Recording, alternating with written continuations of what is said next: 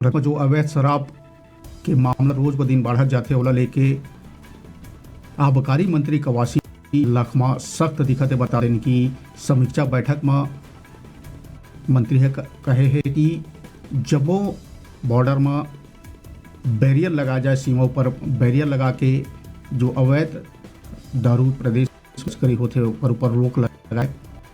बता कि शराब बोतल में जाए और ज़्यादा रेट बेचे वाला सख्त के बाद कहे है मंत्री कहे कि अवैध शराब बेचैया वाला चिन्हांकित पर कड़े कदम उठाया जाए।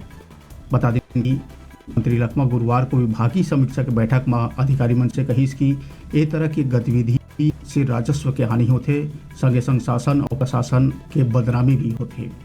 संसदीय सचिव यूडी मिंज प्रदेश की सीमा से लगे क्षेत्र में अवैध शराब परिवहन रोके पर बैरियर लगाए एवं पर्याप्त स्टाफ रखे के निर्देश भी दिए हैं।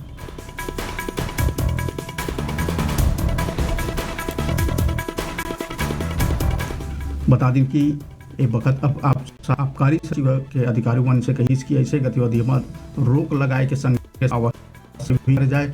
बैठक में देसी और विदेशी शराब दुकान में बिक्री के दर के संग टोल फ्री नंबर अंकित करे और भांग दुकान के निगरानी करे के निर्देश भी दिए।